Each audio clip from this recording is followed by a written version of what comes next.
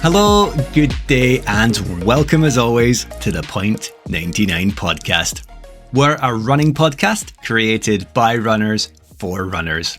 If you're new to running or to the podcast, we hope to have guests, topics, and discussions that will help you along whatever path your journey is taking. Or for any seasoned runners or listeners, maybe some stories that will have you empathizing with our experiences and predicaments. Whether it's lessons we've learned during our own journeys, embarrassing stories, or heartstring pulling moments, we hope you'll stick with us while we try share some good vibes, motivation, and positivity. And hopefully we can have a laugh along the way. We're just one episode away until we polish off another season of the show and begin our look ahead at what season 4 might bring. The guest list has already started filling up with some of the names that Bob Burrell recommended in the last episode, but also a few others that haven't been mentioned. I'm hoping to bank as many of those as pre-recorded interviews as possible, just so I can free up some time, especially over the festive period and New Year, to do a little bit more running, kind of focus more time on life in general, and a couple of other projects I'm working on. I'm delighted to, however, bring a different angle on the running community to you all with today's guest, though, as we welcome Heather Ruff to the show. As a veteran ultra-marathon support crewer for her partner Mike Houston, we'll learn the ups and downs of crewing while also learning some valuable lessons and glean some tips and tricks from the lovely lady. All of that shortly, however, so let's look back at the week that's gone by from the community's perspective and my own running.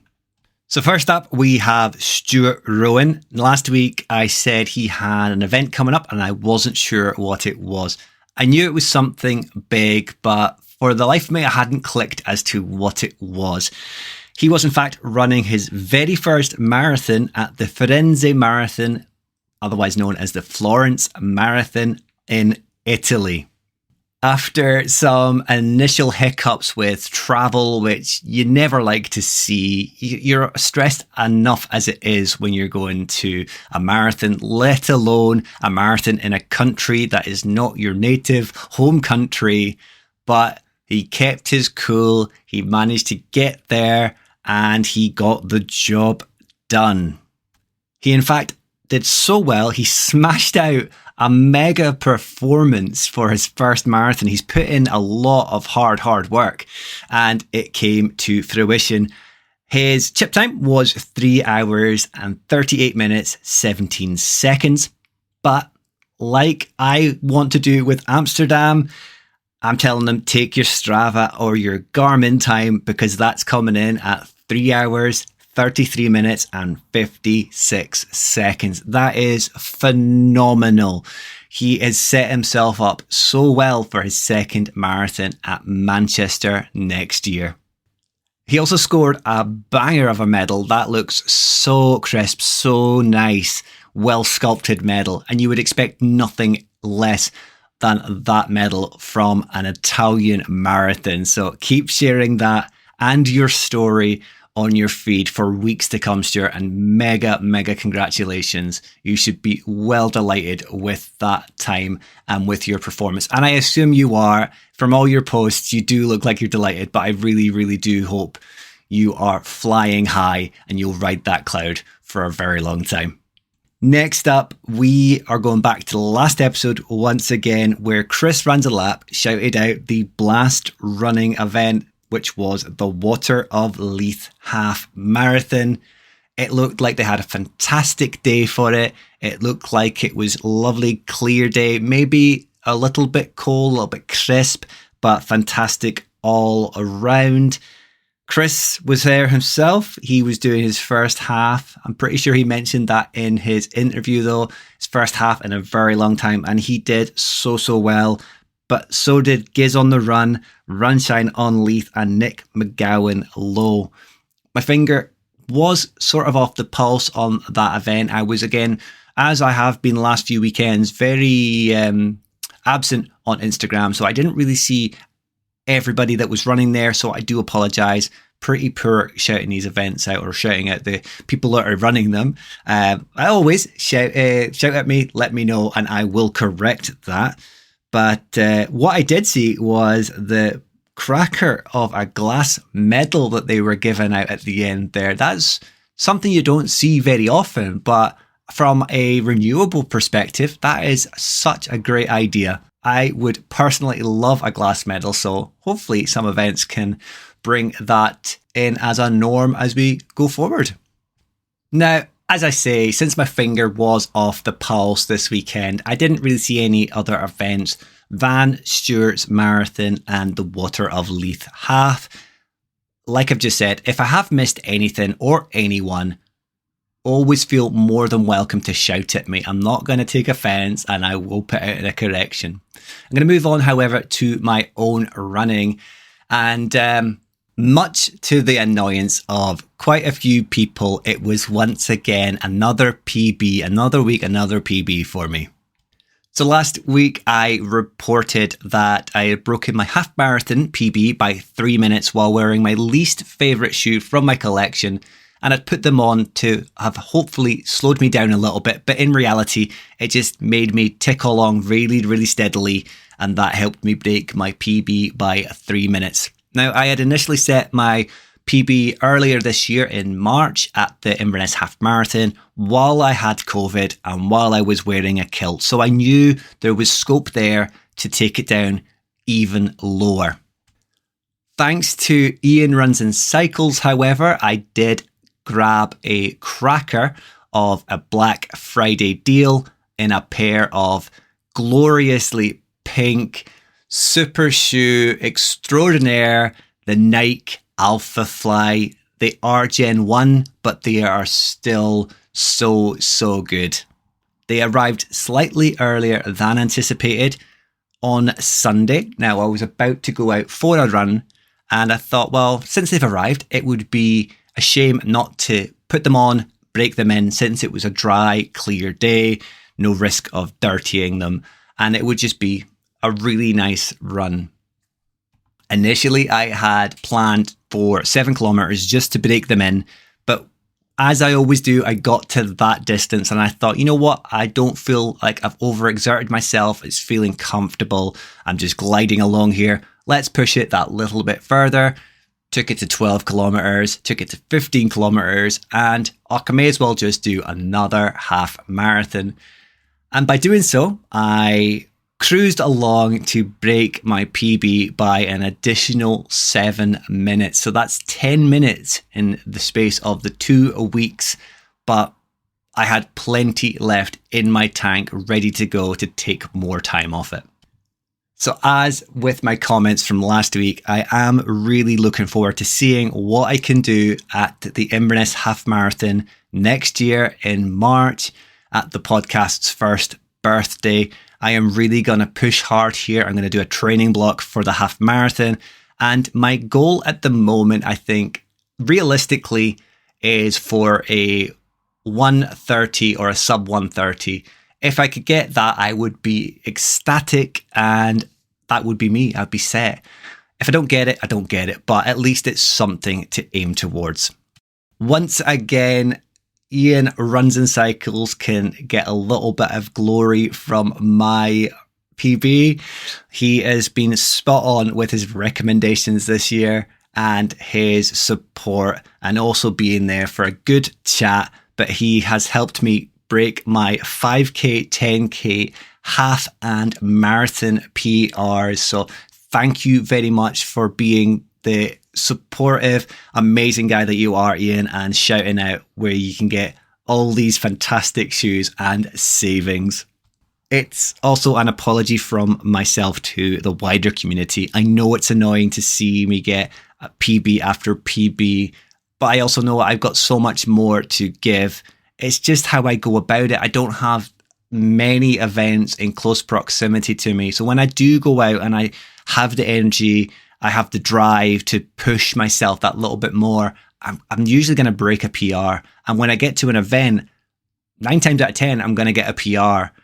If I had more events near me, I think they would dry up a lot more because I would be pushing myself a lot harder, more often. But when you're solo running, it's very hard to push yourself, to have the drive to really put your foot down and give it your all to try and see what you're capable of.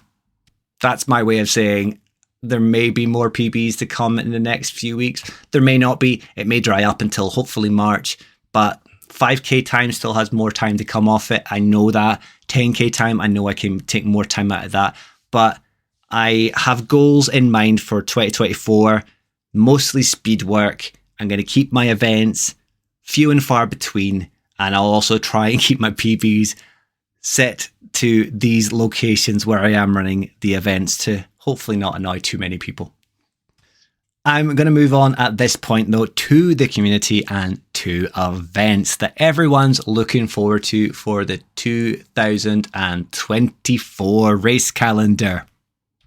Once again, you have been fantastic with your responses, so let's rattle through a few of them just now. For context, I am recording this episode late on Wednesday afternoon, so if I do miss any last minute additions from the second shout for the events you're looking forward to, I do apologise. I'll cover them in the finale, but we're kicking things off first with Stuart Runs-A-Lot, the man himself, and he is looking forward to the Edinburgh Marathon that falls a couple of weeks after Manchester. So the man's going back to back here. He's going to have 3 marathons in fairly quick succession, and I know he's absolutely going to smash it. Following Stuart, we have Knick Knack Mara Runs, Nikki. She is looking forward to the John Muir Way Ultra and the Devil of the Highlands. 2 fantastic looking ultras. She is giving it her all. She's pushing her limits, and I, for one, cannot wait to see how she gets on. Doug, Scottish Saudi runner. I think this is how we're going to say it, is the Riyadh 10K in February. I'm pretty sure that's correct. Doug, let me know if that's wrong, but he is looking forward to that event. Then we have Giz on the run. She is also looking forward to the John Muir Way Ultra. The running girls are looking forward to the Dundee Half Dram, whereas Mike Houston is looking forward to the Highland Fling, the Saltire 24, and the Loch Ness 24. James McQuillan, 12. He is looking forward to the 20 over the 4th, as shouted out by Bob Barrell last week. And also the London Marathon. Big clap, hands up, ready to go. We then have Jace, the Edinburgh runner. He is looking forward to, as with Mike, the Loch Ness 24. My previous partner in crime, Runnerman Steve, he is looking forward to the London Marathon 2024, which he has secured a community space on. I'm looking forward to seeing what Steve's going to do here. Each time he's getting better and better with his marathons, and now he is grounded, he has his clubs, he has a lot more knowledge and base to build off of. I am so positive he's going to do something spectacular. So good on you, man. Can't wait to see what you deliver. Gary B runs Perth, is looking forward to the Brighton Marathon. It's 10 years since he did one. He is looking forward to that one. I'm looking forward to see how you get on, mate. If it's been 10 years, you are gonna smash that. Have a great time. Curly Steph X is looking forward to the Lisbon Half Marathon. Very nice, very exotic. That will be a cracker. So best of luck with that one, Steph, when that comes around. Tanya Runs the World. The fantastic Tanya Carmona is looking forward to Namibia and Antarctica. I am assuming they're like the Ultra X style events. They're total opposites as well, he says. One's going to be so hot, one's going to be so cold. What an experience they're both going to be, though. She is such an explorer, and I can't wait to see how she gets on.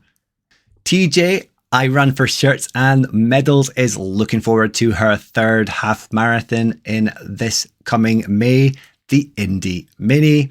And then we have David Wright, 1989, a future guest to the show. He is looking forward to the Podium 5K Festival. Then to round things off, I have Miles with McCracken. Abe, the flying machine himself, is looking forward to the Glasgow to Edinburgh Ultra. Now, we've had a bit of a roller coaster with the guests that have done that one in the past, so hopefully he has a better time than some of the others have had.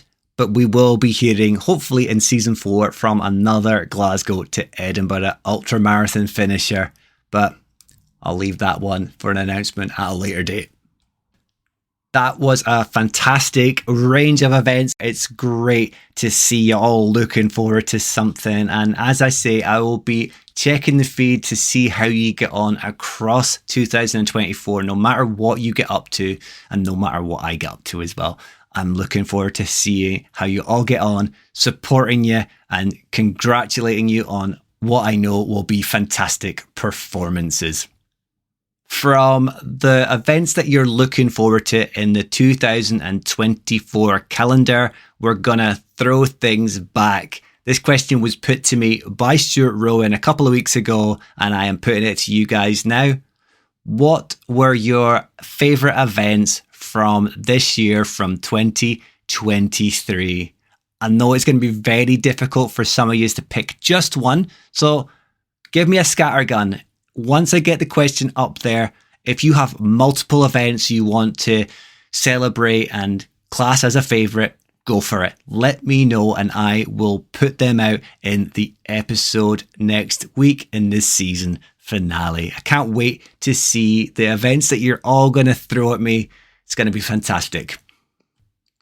With all that out of the way, it's on to this week's guest. Now, as I said earlier in the episode, it was fantastic to have a slightly different conversation with a guest for a change that is still running related, but also looking at something that is just as critical to the running community. And that is, of course, support crewing. Now, support crewing can be over any distance, but specifically we are looking at ultra marathon crewing because, after all, it is the most daunting of ideas and most punishing of events for anyone undertaking them. So having a good support crew is invaluable. Heather is, however, experienced and has been at several ultras in the past, crewing for our good friend to the show, Mike Houston, previously known as the Pole Fit Ultra Runner, now running Beyond Limits. Yeah, she has got some stories to share, but I'm going to leave that to her to share in the coming conversation. So hopefully, fingers crossed, you enjoy the chat that we had. Let me know what you think. Let her know. I am excited to find out what you think, but let's get on to it. As we welcome today's guest, we break new ground for the podcast. Taking a step in a slightly different direction, we will be diving into the world often overshadowed but undeniably essential in the realm of ultramarathon running, the invaluable task of support crewing. While our episodes have typically explored the front lines of running, including the ultramarathon exploits of our guest's other half, this episode's chat promises a unique perspective as we cast a spotlight on the unsung heroes behind the scenes. There are a raft of dedicated individuals who form the backbone of an ultra-marathon runner's journey, ensuring they stay on track to the path of event success while simultaneously being their biggest cheer voice. So join me in welcoming today's guest, Heather Ruff, to the show, as we uncover the stories, strategies, and sheer determination that fuels a support crew veteran and the remarkable athletes they support. Because while it might be a difference to our standard interviews, it's no less valuable to understand the multifaceted landscape of running. Welcome, Heather. Oh, that was cute. I like that. Slightly different to the usual. I thought I would go, because it is a different conversation to everything we've done before, I thought I'll go for a slightly different introduction. Yeah, absolutely. Well, yeah, this is definitely going to be different. I'll guarantee that. You had a good day so far? Yeah, it's been good. Nice and chilled. Nice Good. to be chilled day in my cabin at work. So, I mean, beginning of the week, a long week ahead. Long week ahead, yeah. I work tomorrow and then I'll be off on Wednesday because I've got family up. So it's a split week, but it's a good week. So all Something good. to look forward to. Yeah, exactly. Not seen her in ages. So yeah, be good. Fantastic. And you've certainly had a busy weekend just past with Sidlaw Ultra. Yeah. Oh, what a weekend. I mean, I had a brilliant weekend. Went walking up a couple of hills, took some really, really good photos, got really cold. There were some guys running or something. I don't know, but think there might have been a race on, you know. But yeah, I had a great day out. I know from your post, it looked like a really, really beautiful, like the landscape was just fantastic. It also looked like Oh, a really crisply fresh day, though. oh, it was. I don't think it hit higher than 3 degrees all day. Wow. Um, but it was that perfect day. It was just beautiful. I mean, it'd been dry for a few days beforehand as well, so the ground wasn't completely soggy for them. Yeah, it was pretty perfect winter's day for it. It was amazing. And you had company for a change as well. Yeah, so we had Pauline with us for the first time, and yeah, it was really good. Like the support crew day is so much better when you've got somebody alongside you to keep me going, because that's often the toughest part. Like I, I'll always be there at checkpoints for Mike and things, but the hardest part is keeping yourself motivated when you get to the checkpoints. So if you're on your own and you're feeling a bit lonely because you've been on your own for a couple of hours in between checkpoints, having someone there to just keep your motivation up and keep your spirits up, that makes all the better for when I actually do see Mike because I'm in a better spirit for him. Um, but yeah, we had a brilliant day out, absolutely brilliant day out. Got to make the adventures of it. That's the best part of the day. Definitely I, make the adventures.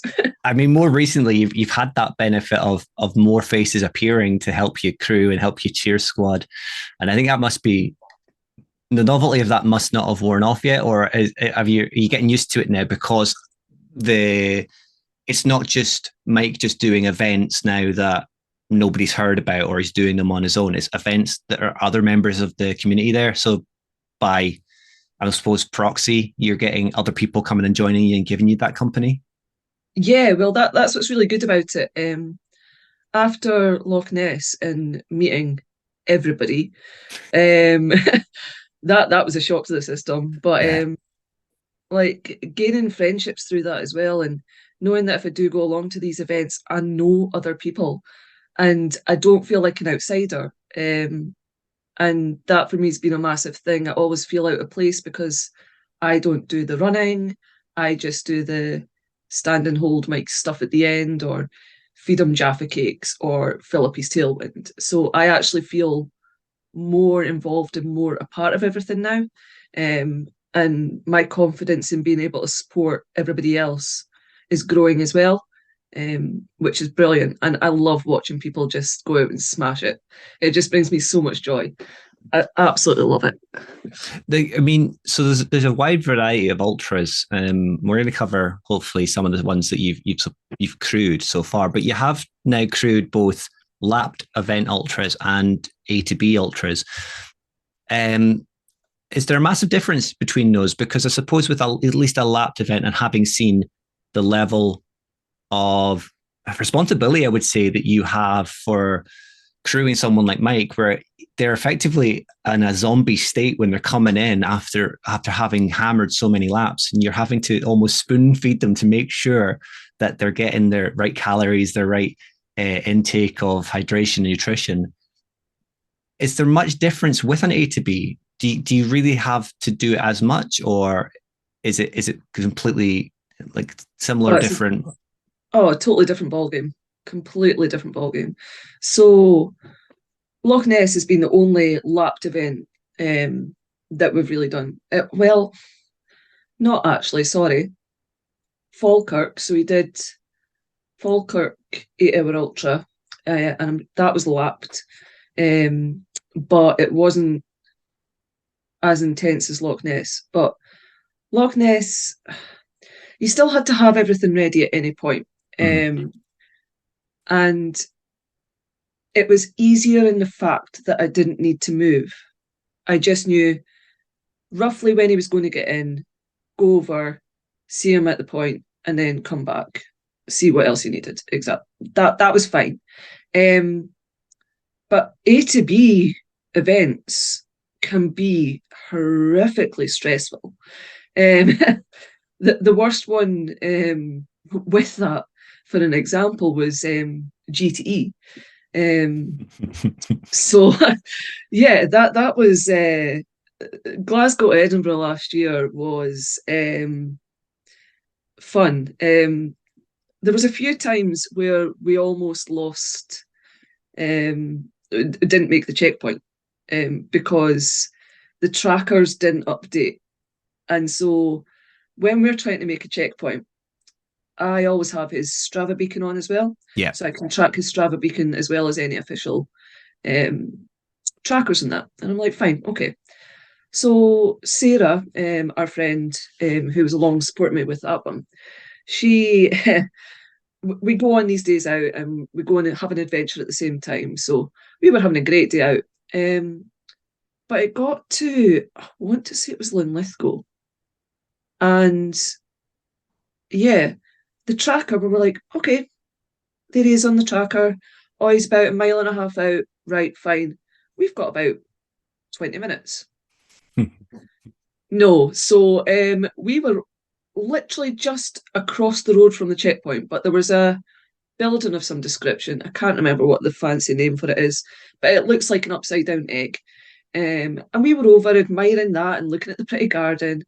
And we happened to look over at the checkpoint, and there's Mike just looking lost, like looking around for us. And we're like, oh God, running across like absolute maniacs going over. And he's like, where were you? Where were you? I'm like, your tracker said you're a mile up the road. What are we meant to do? Like, and then after that point, I was stressed to the max because there was a couple more checkpoints after that, and having to make sure you're at that checkpoint on time with the right things so that they can get their stuff and go. No, it can be really stressful, and anyone who is, in fact, Sarah would tell you that I am not a good person to be around after a certain point at an ultra because I just start panicking. And that's her job. She ends up calming me down and essentially slapping me back into shape and like saying, get your stuff together. Come on. You need to be there for him. You need to drive there. You're fine. We've got this. There's plenty of time. She has to rationalize me so that I can then go and be there for Mike. So yeah, support crew and team mode is very important. And that's why it's very important on longer races to have more than one person. Because if I was on my own, oh, I don't know what I would have done. I honestly don't know. It's a snowball effect, isn't it? Because you've got the stress of the first one, but then you're stressing about having to drive to the next point and then the next point and having everything. So and it's especially on roads you don't know as well. Yeah. Like I'm quite an anxious driver when I don't know where I'm going. So I'm driving on all these little roads to get to all these little places. And the one thing about GTE is I'll definitely say their location of their checkpoints, the directions that were given weren't the best. So we were given a sort of ballpark postcode, but then it was trying to figure out where on earth this place was from this postcode. And it was just, I hope they changed it after that because it wasn't great to get to. If they just used like the what 3 words? That's it. Yeah, if they used that, that would have been great. We would have been able to locate it easier. But hopefully, a lot more events start using that because you're right. If you get a postcode, it could be anywhere within quite a large area of mileage within there. So trying to locate it is always going to be difficult. So take me then through for an event, any event, A to B lap, whatever it might be, ultra wise. What is the kind of start of a support crew's journey for the ultra? Is it the beginning of the week? And what input do you have? Do you have to help, let's say, Mike with his flat lay, what he's got to do? Or is it a completely separate a fair of you have to do your own flat lay of things that you need to take to support Mike? So essentially, the week of an event, Mike will get his nutrition ready, getting everything all together. Then what I'll do is I'll normally write down all the details of checkpoints, postcodes, directions, what I need to get there, and the sort of nutritional side of what he needs from me at each checkpoint. So I have a very detailed list of postcodes, expected times. Say, for instance, I need a tailwind, I need Jaffa cakes, I need a banana at checkpoint one. Mhm. So it's all laid out separate, and it's got to be very organised, because the last thing we can have on a race day is me searching through bags and bags and bags for stuff. But Mike's really good at getting that all organised. And then we have that conversation normally the night before the race, and just get the details locked in. And it's kind of, it does both of us good, so that I know what's expected of me, and he knows that I know that that's what he's looking for at each checkpoint as well. So organisation is key for any of these events. But I'm quite organised. I love a list. Absolutely love a list. So it's really good. But yeah, it's normally Mike does the most of the work. I just go along with it from what he gives me. So it's mostly communication on top of what should be the runners' best laid plans, Yeah, and doing their own packing. yeah, exactly. They know at the end of the day, if something's not packed, that's on Mike. Mhm. It's Mike's race. I'll check everything that he gives me, but at the end of the day, he's very detail focused as well. So there's not going to be anything we're going to forget. He will check a list, he'll write his own list, and he will check them 2 to 3 times just to make sure that nothing's missing. So between that, we're normally good. And there hasn't been an event yet, touch wood, that we've missed anything or forgotten anything.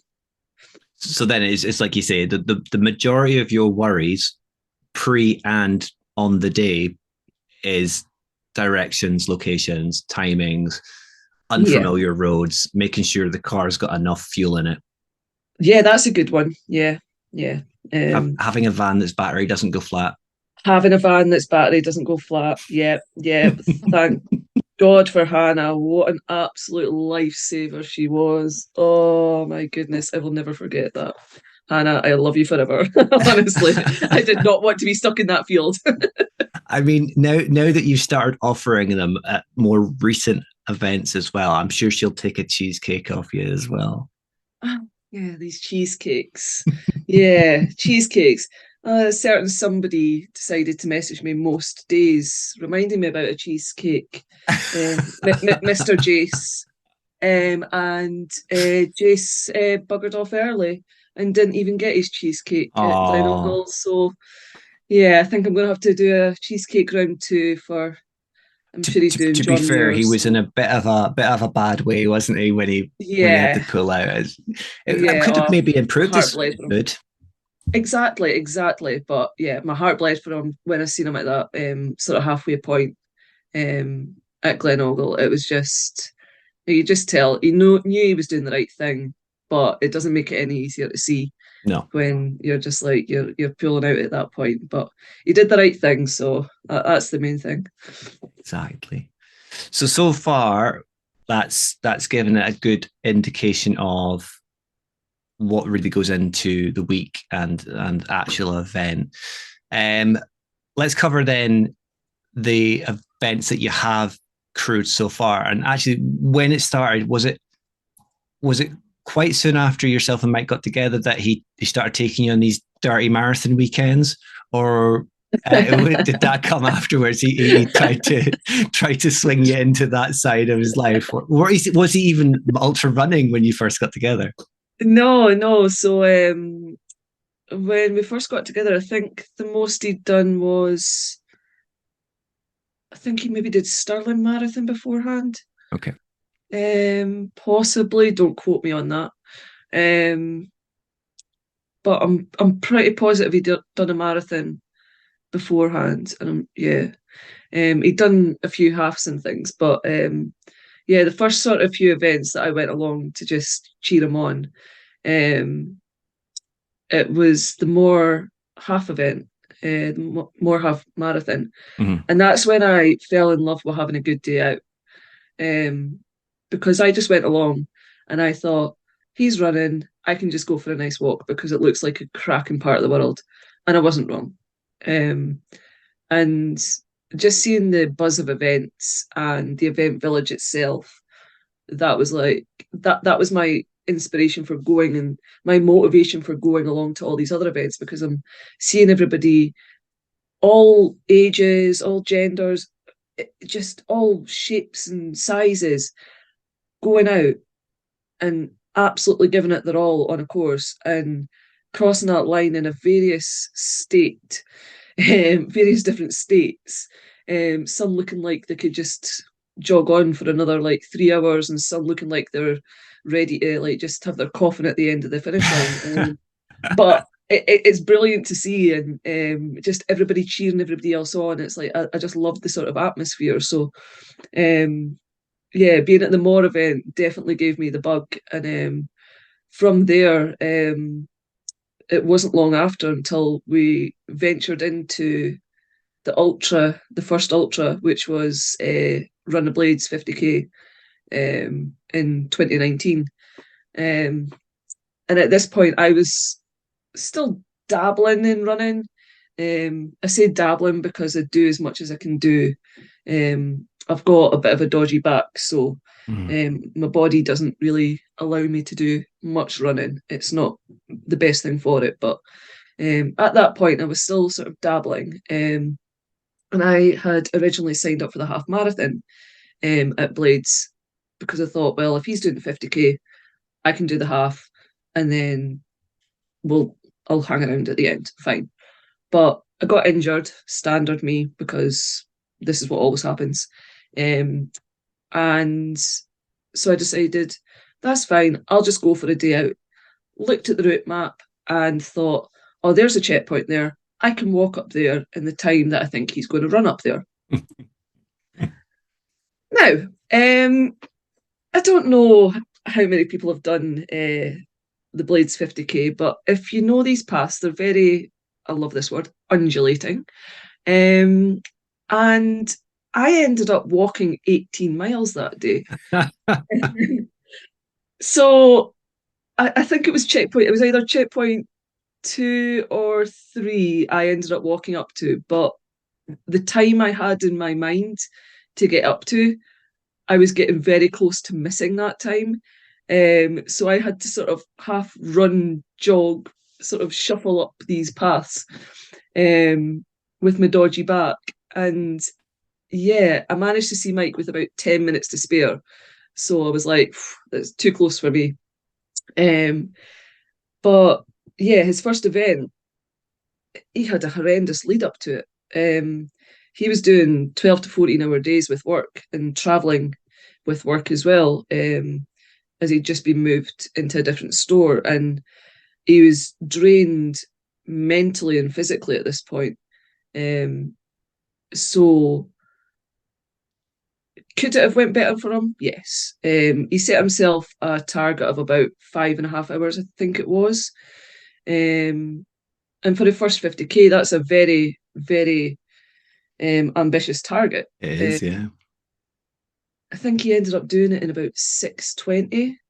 I want to say, I'll say about 6 hours 20. I'm sure I'll get corrected. Um, but when it got to about 6 hours, I started getting worried when I got down to the finish line. I'm like, because when he was halfway there, he looked okay. He looked like he was doing all right, and I was like, this is fine. That's absolutely fine. Then it just went all downhill from there. I never seen him again because it was the only point where I could get back out and back that I chose. Um, so I had to just wait for him at the end, and it was the most heartbreaking thing seeing him cross that line because he broke down right after it. And I can count on my hand the amount of times I've seen that man cry. And this was ugly crying. This was just a very, very broken man. Yeah. And to see that, just to see the person you love, I mean, in any sort of state like that, it's heart wrenching. And you've got to be the one to try and be strong and help support them when you're breaking inside because you can see the pain and torture that they're going through at that moment. It was just. Does it get easier though? Fair enough, that was the first one, and you've got to have that resilience to kind of be their rock. But does it get easier because he has since signed up to several ultras since? You must then think if he's inevitably races don't go as planned for various reasons. Do you then get to the point where you go, well, you signed up for this, you can like it or lump it in a way, or is it every time then something maybe doesn't go right? Do you get that physical kind of hit yourself, that physical and mental hit? See, that's quite difficult. There's only been one other time where I've been really, really emotionally, like I've taken it on emotionally with him, and that was at the wall. He's been in some pain caves throughout other events, but they hadn't really affected him as much as it did with Blades. Mm.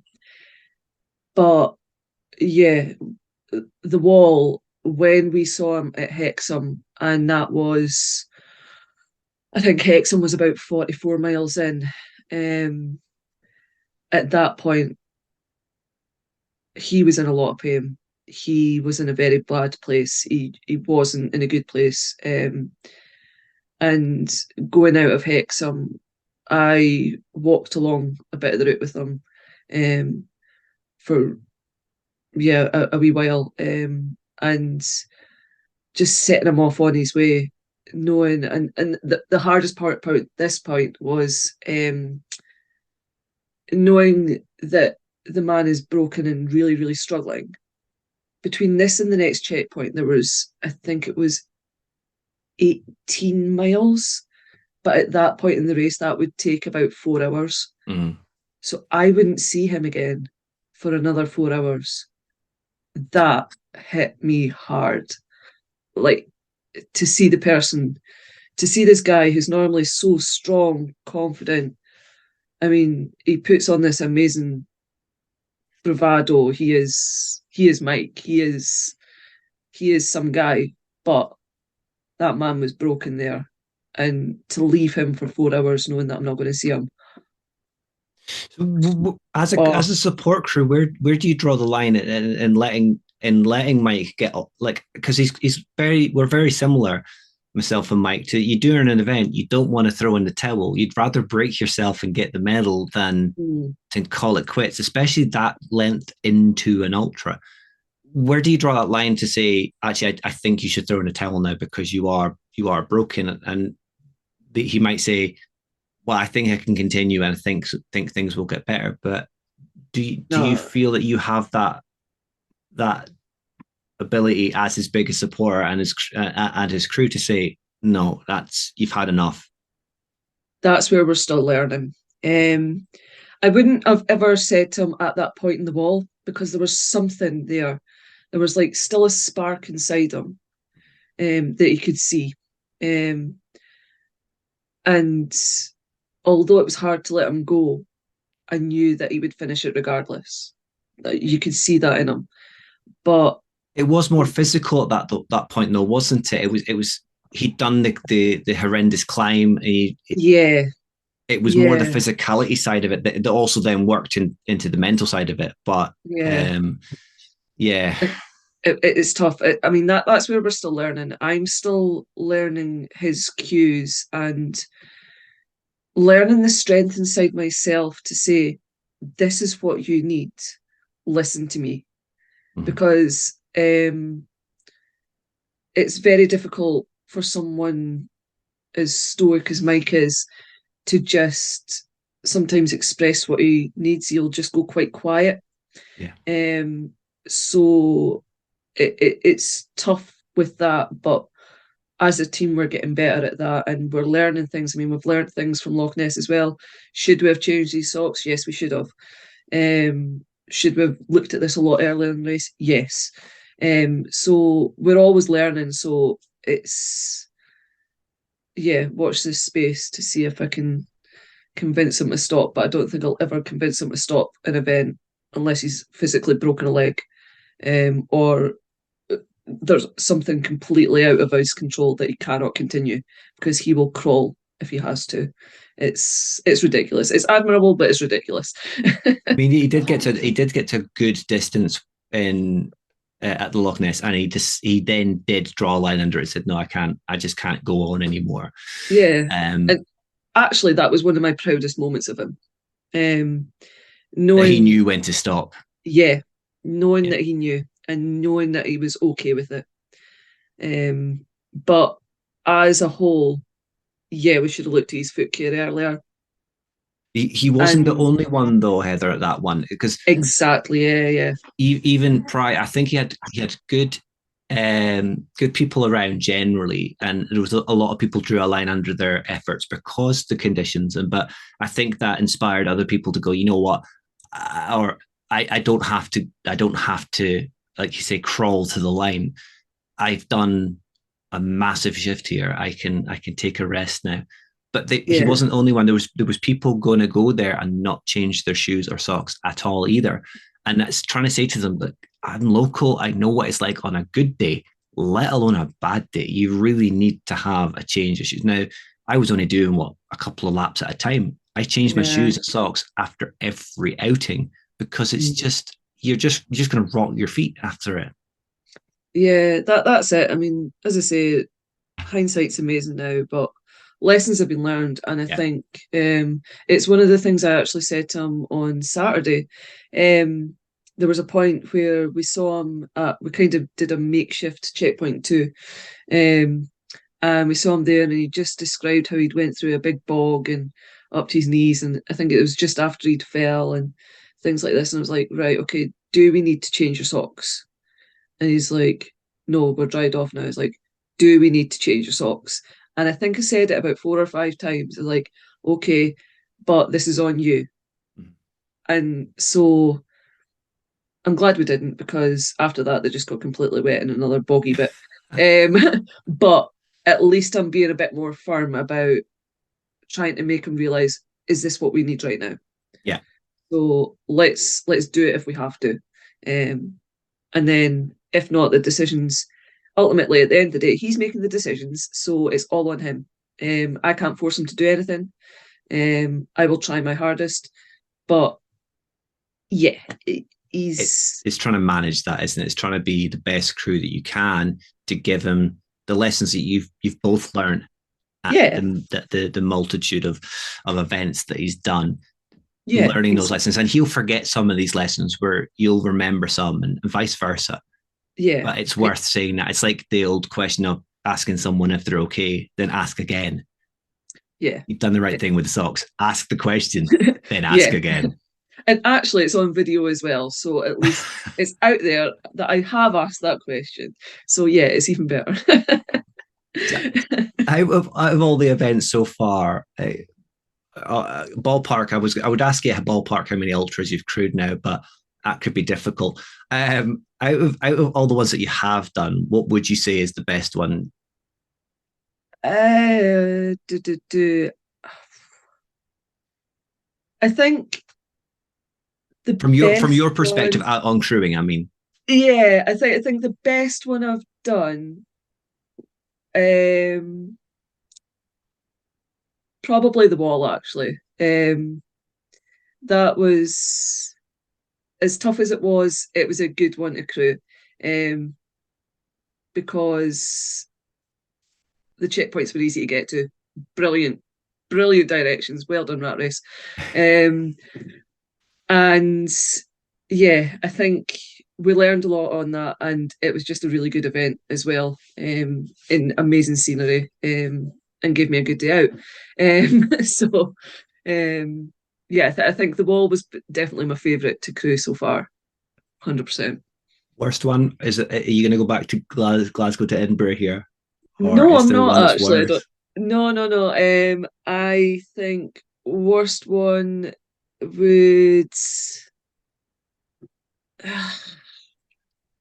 I genuinely don't know if I've got a worst one, to be honest. They're all sort of, the rest of them just sort of are on the same sort of par. Maybe, oh, yeah, maybe the first blades. We might go for that one. Is that because you Um, had to run up the hill as well? that's because I had to walk 18 miles on a day where it started off overcast and then ended up absolutely scorching, and neither of us had sunscreen. So yeah, always take sunscreen, kids. That's Best another lesson top you tip. learn, isn't it? Yeah. Top tip. So then I was going to ask favorite as well. So would you then say that the wall would be your favorite as well? Or, Nah, favorite one, Loch Ness, without a doubt. and is that Um, because after that, because I was there and I witnessed this, is that because nearly everyone there said that they want to employ you to be their professional crewer? um, no, but I think that whole community vibe we had going on was amazing. That was so much fun having that tent, and just seeing the people coming and going and being able to help everybody else as well. Mm. It was great. And yeah, it was just some of the laughs there. Um, but it was quite an easy event in comparison to the others to support as well, because it was literally not even a 50-meter walk over to the fence bit and back. So we had everything on hand, and he was well supported as well as everybody else. So Yeah, because yeah. you did as much as Lee and Geese did a lot for Rachel. You did a massive amount. So you weren't just supporting crewing. Sorry, Mike. You were crewing for Rachel, and you were crewing for everyone else as well. Just making sure that we all had the right what we needed, Well, even that was though it. some of us were make believe Even ultra runners. Well, yeah, even if it was only, hey, you all ultra runners if you were running over a marathon that day. Like, I'm still not hearing anything else. Anyone that says otherwise, no. Like, that's some going.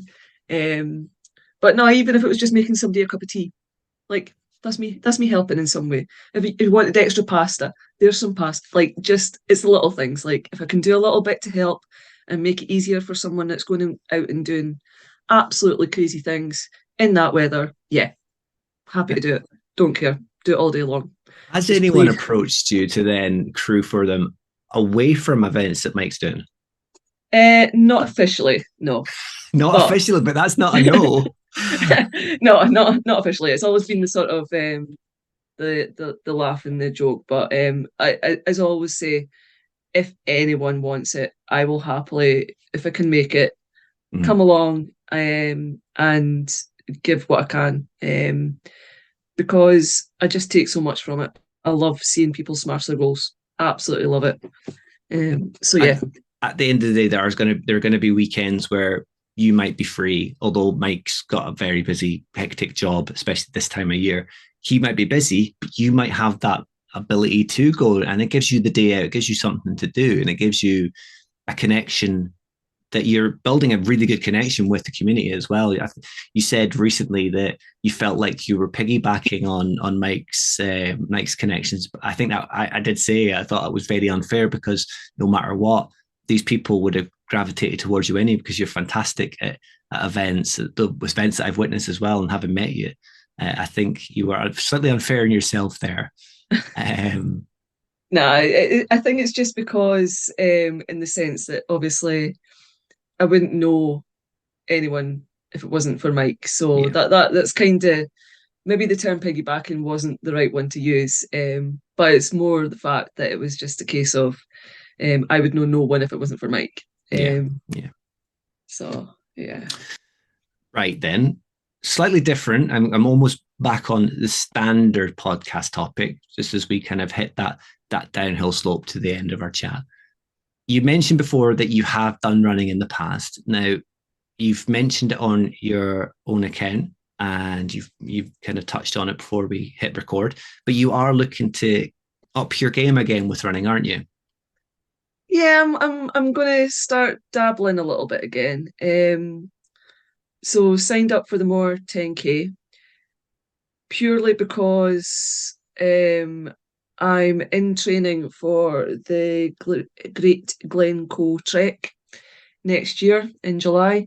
So myself and two other of my friends, we're doing the 26.2 mile trek from Glencoe into Fort William.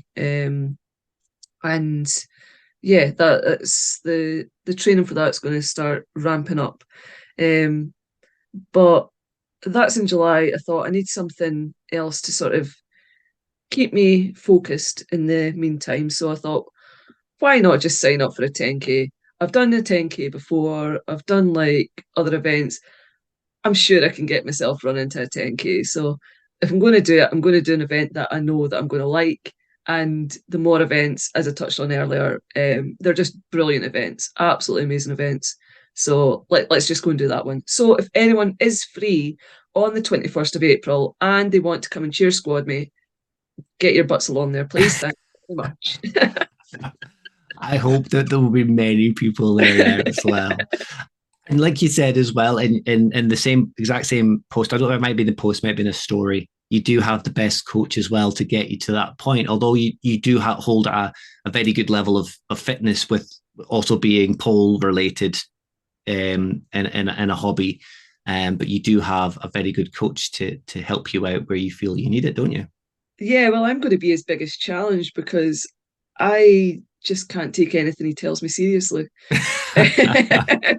So it might be, I can guarantee I will be his biggest coaching challenge that he'll ever face. Because the amount of times I'll give him grief for trying to make me do the things. No, he's not got a chance. But no, in all fairness, like he knows what he's talking about. So yeah, having that on hand is going to be beneficial, and I suppose I better take some heed of his advice, But that puts etc. you on equal playing field then. If he'll have to what I would hope he would listen to this episode, but it puts you in level playing fields in a way that he may have to reevaluate and listen to your expertise and listen to your memory of past events to say, look, you need to do this now. You're Yeah, going to regret it if you don't, yeah, and vice versa. You'll have to listen to your coach, won't you? no. No, you'll be getting the swift finger, and that'll be it. Yeah. Do you think that it might snowball, or are you just kind of keeping it low key just now, seeing how you get on, seeing how the walk goes, and then maybe do the odd event afterwards, or is it kind Yeah, of like just test the water? I thought you know what it is. It's being around all these people. So being now a part of this insane community where everyone's going out there, smashing out PBs after PBs, um, and they're not going unnoticed. You absolute insane. Oh my goodness, that's just. I'm not saying anything. Where is your limit? Where is it? Come on, where is that limit? So excited to see. But yeah, seeing people going out and smashing like their targets, whether it is the smaller races and they're smashing out their 5K PBs, or whether it's getting through a 33-mile event, it's so inspiring. And I'm like, you know what? I can do this. So I want to be a part of it. Um, I'll see how my back goes. If I do the strength training that I really need to and strengthen everything up, I'd like to be able to get to half marathon sort of level, Yeah, and realistically, I don't fancy more than that. Any more than that, I would just get bored. But if I can get to half marathon and then maybe use that to do like a bit of traveling and go and find some nice ones around the world to go and just have a wee shot at, I think that sounds like a good wee plan. Um, that but sounds yeah, good. Yeah, yeah, exactly. I mean, there's a lot that strength and conditioning can do. Even yeah, even if you've got underlying issues as well, there's a lot that can help with. Well, yeah. that's been fantastic, Heather. We've learned learned a lot about kind of the mindset of what kind of goes into crewing. And I You've know got to be for crazy. you've got to be, well, I mean, you've got to be crazy to do an ultra. So, I mean, that goes hand in hand. Yeah. And I know it'll be different for every support crew or every person that's done support crew. It's a slightly different experience. Yeah, every runner's different. So my experience with Mike will be completely different to someone else's experience with their other whoever they're crewing. Mm. Yeah, there's no right or wrong. It's what works for your runner, and it's always learning. We're on a long journey. We're nowhere near the end of it yet, and we better not be. We've got a long way to go. So yeah, but it's just learning and taking it and moving forward. And it's just really exciting to see where it can take both of us Yeah. with it. Well, I'm keeping my fingers crossed that all these hints at getting you as a professional crewer come to fruition, because it's a good avenue to do, especially if you get on with people and you're experienced at it. But at least you know you've always got a full tank of fuel for the car. I say Yep. full engine, but I would hope you'd have a full engine as well. Oh, me too. Yeah, and having that, especially now you're doing kind of pre-checks before an ultra, having the what three words and kind of almost figuring out yourself, even if the event won't tell you, you've learned these lessons along the way. And maybe someone might learn now as doing crewing, but hopefully people will take you up on that, and that could become more of a thing as well. But no, thank you very much for coming and speaking to me. It's been really enjoyable. I've really enjoyed that. Oh, you're very welcome. Thank you for having me. I'm sure we'll have you back on once you're running your half marathons and exploring the Yeah, world. We'll get you plodding on. along. Yeah, plodding along. Yep. Spot on. Well, thank you very much. No worries. Thank you. Usually, I would transition here and talk about how much of a great guest my guest was, and then move on to what's coming up in the next episode. But unlike most interviews, Heather was back in my DMs just the next day after a bit of a sleepless night and a lot of worry that she may have missed some elements that she wanted to get across in her interview, in her chat. So here we go. We're going to slide back into another chat right now to add on a little bit more information. Right, guys, we're back after a couple of days since our original recording. Poor Heather had some lost sleep worrying about one of the questions and not feeling like she maybe got enough of her points across about tips and tricks from a experienced support crew person across. So I'm going to hand over to Heather, and she's going to give some of her top tips for anyone looking to maybe do some support crewing, or is maybe already doing support crew and wants to learn a little bit more from her experience. Yeah. So yeah, lost sleep. Yeah. So basically, we've touched on it already, but planning's key. So obviously, you're planning your route, you're planning your runner's nutrition, you're checking everything is fueled. That's the runner's fuel, chargers being fueled. But one of the most important things to fuel is yourself on the day. Um, Planning in your own nutrition is so key. You can't pour from an empty cup. You can't go in with loads of positivity if you've not eaten enough or not drank enough on the day. So planning in your own nutrition, always having snacks on hand, and giving yourself enough time if you're planning a sit-down lunch. Because there has been an instance where we have ran out of a cafe because a certain someone was running a little bit quicker than expected, and his little dot clocked up a little bit too quick, and I made a half-mile bolt from the cafe via the car to get things for him, a checkpoint that we sort of made along the way at Glasgow, Edinburgh, to be there for him. He didn't even take the nutrition we gave him at the end of the day, which made it all the more fun. But yeah, definitely plan your own nutrition, because um, it, yeah, you it's don't as know. important to be hydrated, was what you're saying, hydrated and Yeah, fully stocked on food. Because if you're not running on full energy, you can't best support the person you're supporting. exactly. So you can't go into a checkpoint if you're not like on your top game, if you're not fully um hydrated and fed and watered, Yeah. because I get hungry. I get very hungry, and that's not a good thing. So yeah, make sure everybody's fueled. Absolutely everybody. And then going back into the checkpoint, so just bringing your A game to every checkpoint. So it doesn't matter how cold it is. It doesn't matter how horrific you feel, if you're feeling a bit under the weather, if it's chucking it down with rain, whatever. You need to remember to be there for them. This isn't about you. So for the 5-10 minutes that you'll see them maximum, you have to bring absolutely everything to it. So bring the energy and save your energy for that time as well, just to give them the benefit of it. And while you're there, just cheering everybody else on as well. Remember, everybody's going through the same thing, and your little pep talk and words of positivity might spur them on a little bit more. And definitely do not say you're almost there at checkpoint one or checkpoint two, as Pauline made the rookie error of on Saturday to a couple of guys. I was like, oh, just oh.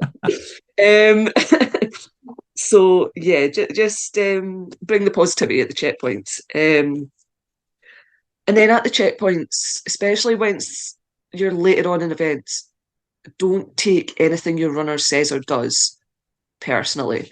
That's one of the biggest things that we've worked on, because early events, Mike would be quite snappy because he's such a focused individual. He's head in race mode. He is focused. He just wants in and out done. And with that, he'll just be very short and sweet. And I remember taking it to heart and getting really quite upset after he was really abrupt with me. But now you look back and you're like, they're in a lot of pain. They're battling through their limits. So you kind of got to allow them to be a little bit snappy. And They're just, also in a kind of zombie yeah, vegetative state. Your mind's not really what's working, is your body. So your mind kind of switches off a little bit. So you don't realize sometimes how abrupt yeah, you're being. exactly. And at the end of the day, you know they don't mean anything. Nothing they say is personal. They're just trying to get through it as best they can. So never take anything personally with it, because yeah, we would I could have easily chucked him in the bin after a couple of races. But yeah, just be there and support them as much as you can. And with that as well, just remember that every runner is different. So Mike will go into a really focused state at checkpoints and just want the sort of in out the essentials that as efficient as we can make it. Let's get him in and out and on his way.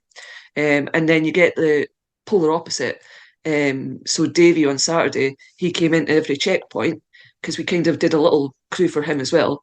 He came into every checkpoint, bubbly, laughing, full of banter, and you're like, it's total different aspects. So yeah, I mean, your runner might not be as focused. You might have a Davy who comes in and is just all happy, smiling. Let's just crack on with it. Or you might have a Mike who is very stoic and focused and just get the job done. Almost similar in a way then to the way Rachel was at the 24. She was Yeah, up for it all the time, no matter what. yeah. Anytime you saw her, she was just ready to rave, Always smiling, always like smiling. always smiling, always laughing, always happy. And it was just incredible to see someone actually doing what she was doing, and especially doing what she was doing in the woods around that course as well, and still smiling.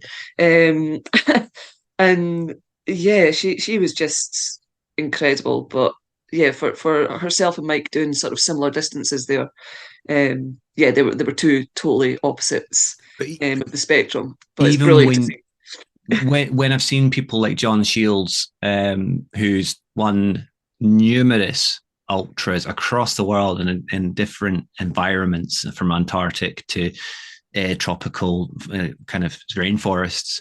Mm, He was very much like Mike. He was very focused, very quiet. You could see that he was in the zone. Yeah. then I know you've seen this guy in person, is Johnny Wolf. And Johnny Wolf, he goes to a lot of the kind of Scottish ultras and all over the UK. Massive beard, such a jolly, Mm-hmm. happy guy. No matter what time you see him at, you Yeah. do get a massive spread across of some people are in the zone, some people they're in their own zone, but they're just up for a laugh, up for it, and ready to go. Yeah, exactly. So it's yeah, just know your runner, and if it's time to sort of give them a bit of banter, give them a bit of banter. But if not, you know your place and just do what you need to do. So, yeah, You've uh, actually just reminded me, because when Mike came in for his final, you as your support crew, you needed to get your rest as well. So you'd gone to bed, and Mike had come in, but he hadn't come in when he was intended to come in. I think he'd actually done another lap, and I'd been heating up his pot noodle about 10 times. So it must have been rancid by the time he'd actually come in. And he just sat there, and I was very stern with him. He just looked like mhm. a lost little boy. And I said, Yeah. if you're going back out, you go back out, you eat this and you go back out. And he just looked up at me with like big puppy dog eyes. And it's the first time I've seen Mike like that, because you're right. Usually he's very focused, and he's like, Mhm. yeah, I know what I'm doing. I'm getting this and I'm going again. And he was Yeah. just sat there, and you could see he was getting to the end of it that night. He was just like, Yeah. no more, no more. Yeah. But yeah, it's that day. Oh, the memories. Um, but yeah, and the only other thing I would actually say that is a very top tip is remember to enjoy yourself on the day. Um, make your day as fun as it can be, and take in the scenery. Go and find the random monuments. Go and find the history of where you're at, and just have fun. Because otherwise, it's going to be a long, miserable day. If you're just going point to point, you're going to be miserable. So make sure you plan the fun and just be spontaneous as much as you can with it, because it's totally worth it. I've seen incredible things just by going and passing a sign and thinking, "Ooh, Pictish stone, what's this?" Yeah. And then finding a big stone surrounded by a fence that's very unimpressive, but totally worth it It's because I been would there for never have seen hundreds that of very years. unimpressive stone otherwise. Yeah, make the memory. They're making the memories, but Yeah, yeah, as you say, it's a long day, and if there's stuff to do in between stops or checkpoints, then do it. yeah. Make the most Make of the your time. adventure and Yeah, do the day. Have the day for you as well. spot on. No, that's great. I appreciate it, because I knew that you might have some concern that you might have missed something, because we've met. I've got a good idea about who yourself and Mike both are, and Yeah, you're very similar to me. That you sometimes think, "Oh, I wish I'd said this or that." yeah, So no, I appreciate the thought and coming back on as well. yeah. What I can say is, in between recording the initial part and this part, I have had a few people messaging to let me know that they are looking forward to hearing the interview. So Mm, already there's going to be a good audience, and they're looking forward to hearing you. yeah, it'll be different. Definitely It's different. certainly different, certainly different. But as I said in the intro, it's all worthwhile hearing about. It's something I think more and more people, whether it's from the press plate and run community all the way Hmm. through to the cult, there's people doing cheer squad, and in effect, they're also support crew. Yeah, So the more that everyone knows of how to deal with each other and how to best support each other, the better. yeah. Well, I think we had a good go at Glen Ogle, with Elodie and Karen joining the cheer squad. That was Yeah. good for them to see, one, how long a day it can be, two, how brutal it can be, but most important, how much fun it can be as well. So it was good to share some of that, No, um, that's great. as well. Yeah, as a runner, you forget how long these days are. It's a long day for you out there, but then you forget about the people that are there to see you and what they're Yeah. actually having to do as well. Hmm. Yeah. No, that's great. Thanks again for coming on and speaking to me. I'll tag this on at the end, but no, that's been fantastic to hear all about it, Heather. You're welcome. Very welcome. Thank you very much. Thanks once again to Heather for joining me for that chat. It was completely unique, compared to everyone else that I've had on in the past. I know there was some overlap with topics that I've maybe covered with some ultra runners, but to get a unique perspective from a support crewer, yeah, I found that really, really helpful. And we did go on to talk before and after about some of the other bits and pieces that happen in and around the ultramarathon scene of support crewing, but maybe that's for another time we can share some more on that. All the very best as well to Heather as she restarts her past with running ahead of the More 10K. I will be keeping a close eye on how she gets on, and I will let you all know if you're not a follower of hers. I'll let you know how she gets on. Let's start wrapping things up on this episode though, and look ahead to what you can expect in the season finale, episode 10. In a continuation to the topic of running adjacency, I will be welcoming a charity to my guest list for episode 10 as we welcome Cojones Scotland. Anyone who has followed my profile or follows my profile will be well aware of how much of a fan and supporter I am of the charity and how much of a pivotal role they have played in not only my running but also my cycling, as I've taken part in the Loch Ness Etape many times wearing their cycling jersey. I'm actually, I think, also their cover boy for that on their store, but also with the running, I've run multiple events wearing their race bib from 5k, 10k all the way through to marathons. On this occasion, I will be joined by Paul McCaffrey, who is the Community Engagement Officer for Cojones.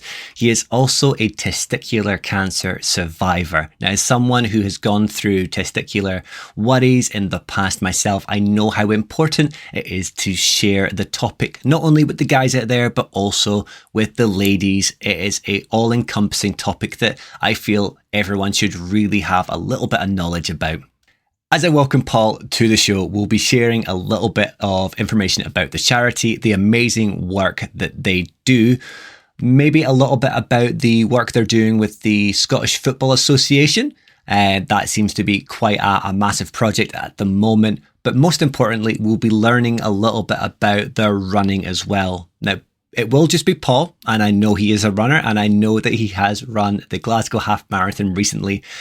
But the main man behind the charity, Richie, is a multi-time marathon finisher, and I have had the pleasure of meeting him in person at the Loch Ness Marathon a few years ago. So that's really my driving force here, is to learn a little bit about their running, but also share the important message behind the charity.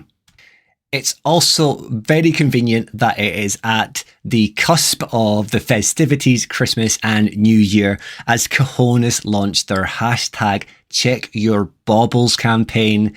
I've got involved in the past, but it's quite a big campaign where they get celebrities all over the world involved, encouraging people to check themselves. Finally, on that topic, we will also be learning a little bit about their own podcast, the Cojones podcast, that has had some fantastic guests already. Fairly fresh, fairly new to the scene, but they have got great content on not only the podcast platforms of choice, but also on YouTube as they do visual recordings of every episode. Fingers crossed you can join me for that episode. I'm really hoping that it could maybe be the biggest episode we've had so far. I'm really kind of hoping that we can share it amongst the community, open up the discussion, and show that it's okay to talk about the topics of testicular cancer. Until then, however, if you want to get in contact with me and the podcast, you can do so by dropping into the DMs on Instagram at thepoint99podcast or over at my own profile at Mr_Steve_runs.